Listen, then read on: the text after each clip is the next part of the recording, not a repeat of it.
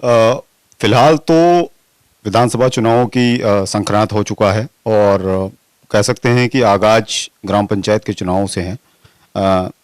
उत्तर प्रदेश की सत्ता में क्या चल रहा है ये एक महत्वपूर्ण विषय है, लेकिन उसके साथ साथ जिला स्तर पर किस तरीके की राजनीति चल रही है, हमारे साथ बात करने के लिए संजय जी हैं। और संजय जी से बात करेंगे कि उन्नाव राजनीति की उठापटक को इन्होंने किस तरीके से देखा और क्या विचार रखते हैं। बहुत बहुत स्वागत है सर आपका। आप उन्नाव की जो जिले की राजनीति है, मुख्यालय से लगा हुआ है, उसको आप किस तरीके से देखते हैं? विगत 2002 से हम लोग जिस तरह जनपद को देखते आ रहे हैं और एक सामाजिक जीवन भी हम लोग जी रहे हैं, राजनीति का माहौल दिन ब दिन बदलता जा रहा है। कभी कार्यकर्ताओं की पहुंच से राजनीतिक पार्टियां स्टैंड करती थी।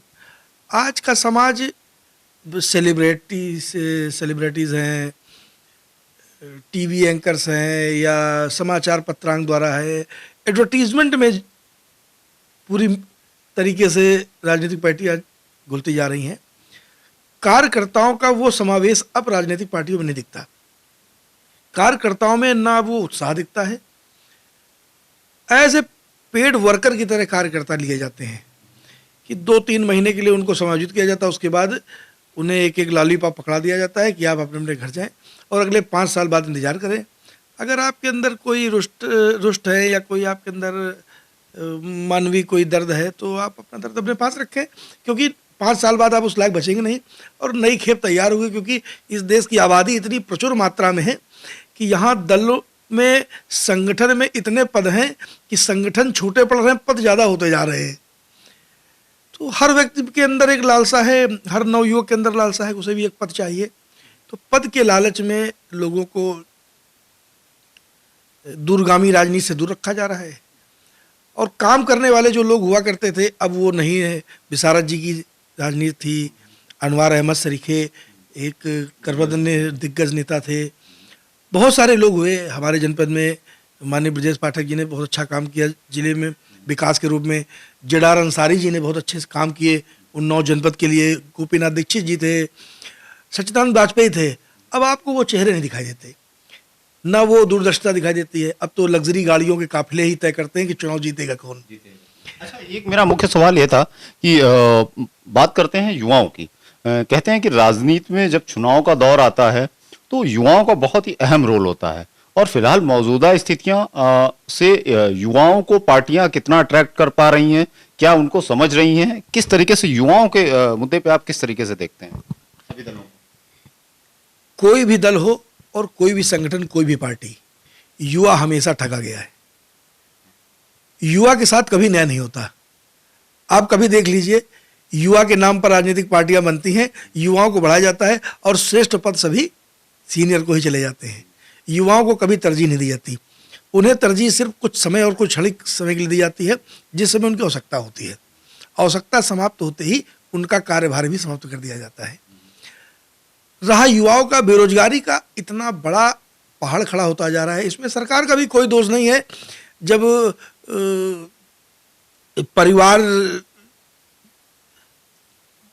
की बात आती है या सामाजिक हम दो हमारे दो की नीति चलती है, वहाँ पर जब 8-8, 10-10 बच्चों का प्रचलन होगा तो स्वाभाविक है कि देश में बेरोजगारी का पहाड़ खड़ा होगा। जब तक इस पहाड़ को 50 साल में बनाए हुए पहाड़ को एक स्थिर रूप नहीं दिया जाएगा, तब तक बेरोजगारी नहीं खत्म होगी। जब तक बेरोजगारी नहीं खत्म होगी, तब तक युवाओं को अपना अधिकार नहीं मिलेगा। क्योंकि अधिकार एक है, युवा 1000 है। तो इसमें हम सरकारों को भी दोष सीमित ही दे सकते हैं, लेकिन इस पर एक गहन निर्णय करने की आवश्यकता है, गहन चिंतन की आवश्यकता है। और सरकारों को हमारे युवा साथी भाइयों की तरफ भी देखना चाहिए कि नए रोजगार सृजित हों, क्योंकि ज़िले में सड़क, नाली, ठेकेदारी, पत्ती, बस इतने की राजनीति बची है। युवाओं के लिए नई इंडस्ट्री लगे, फैक्ट्रियाँ हों, नए पुनर्संगठन गठन तैयार हों, नए नए कारोबार, इलेक्ट्रॉनिक हब्स बने। बगल में कानपुर जैसा इतना बड़ा एरिया है, लेदर मेगा क्लस्टर है बगल में। और कई भी हमारे यहाँ बगल में गंगा जी जैसी पावन पतित पावनी गंगा नदी 110 किलोमीटर की सीमा में है।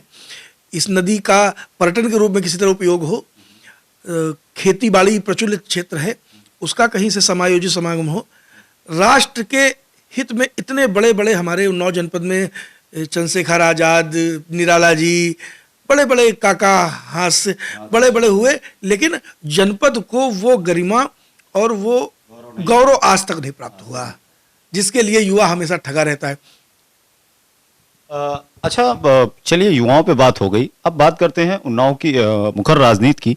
उन्नाव जिले में सत्ता पक्ष तो प्रभावी होता है, और विपक्ष की अगर हम बात करते हैं तो विपक्ष में कांग्रेस को लेते हैं तो कोई अन्नू टंडन के सपा में सम्मिलित होने के बाद कांग्रेस का अस्तित्व लगभग उन्नाव जिले से खत्म होता पाया गया।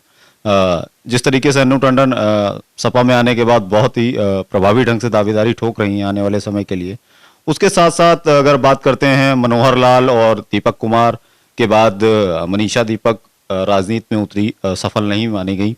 उसके बाद उन्होंने अपने बेटे को राजनीति में उतारा। तो विरासत जो चली आ रही है, क्या वो सफल हो पाएगी? और उसके साथ ही सपा ने मुख्य विपक्ष होने के साथ धर्मेंद्र यादव जैसे युवा जो समाज में एक मुख्य विपक्ष की भूमिका निभा रहे हैं, संघर्ष कर रहे हैं, इन सब चीज़ों को आप किस तरीके से देखते हैं? और उन्नाव जिले में आम आदमी पार्टी की भी एंट्री हो चुकी, तो इस समस्त राजनीति को किस तरीके से आप देखते हैं?